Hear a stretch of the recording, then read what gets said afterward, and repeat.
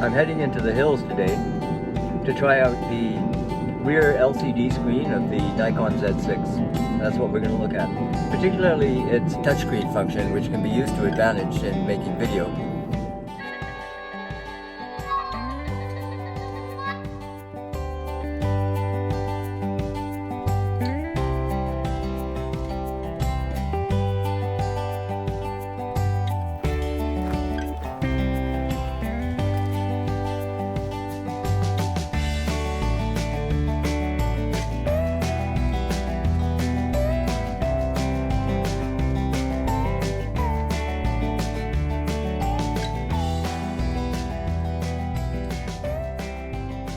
So here we are at this beautiful cataract. Now I hope you can hear me over the din of the rushing water.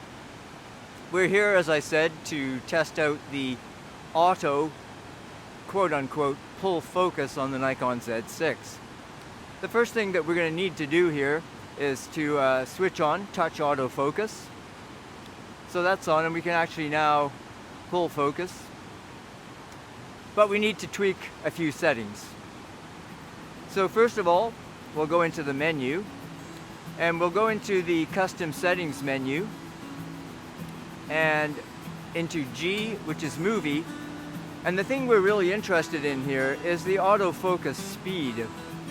Sorry, we went into autofocus tracking. We need to go into the, back again, G. We need to go into the autofocus speed. And right now you can see we're at 0, and we can make that go faster or slower. Well, for a nice pull focus, really, we want to go slower. I'm going to take it right down to -5. We'll say okay there. The other thing that we want to look at is let's just go into the I menu, and we want to check these. This is the important one here. And a lot of people have been complaining about focus on the Z system. Quite often that's due to not being familiar with the proper settings for different focus. In this case, we want to be at full-time autofocus, okay? And then here, we want to be in auto area autofocus. That's the one we're looking for, okay? So now let's go back and record some video, and let's say we want to start off here in these foreground ferns. Let's pull our focus there. Now we want to focus back to the falls. We'll choose this rock face here. And now we get that nice slow pull. Let's try the tree. And back to the foreground ferns. And one thing that I was worried about when I first thought I'd try this out was, you know, maybe when we touch the autofocus, we're going to get some camera shake. Well, we should have the camera on a sturdy tripod, maybe even weighted. But nonetheless, judicious touching, I've rarely run into any issues. So this is quite a simple procedure. If you follow those menu settings that I suggested, well, you can have beautiful results like this. You know, back in the day, we used to do manual pulls, and I'm not saying we can give those up in every case, but really, this makes my job a heck of a lot easier.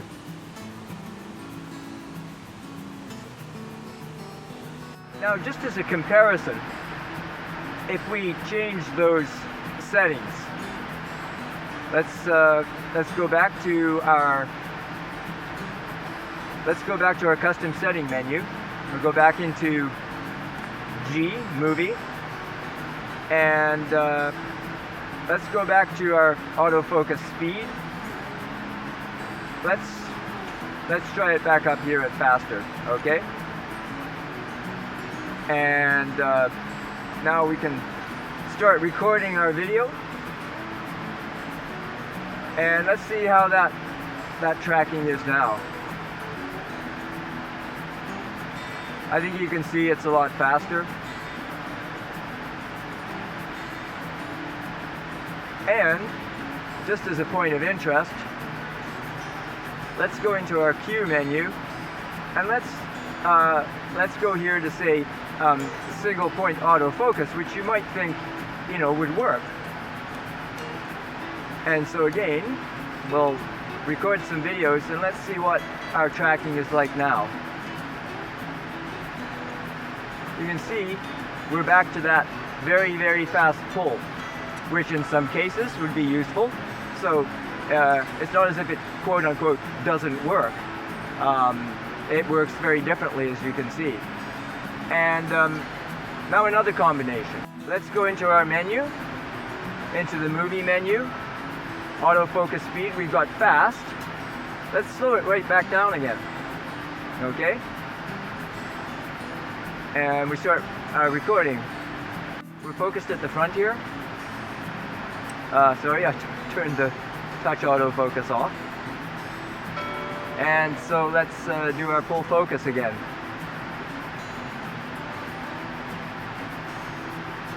Into the tree, into the background.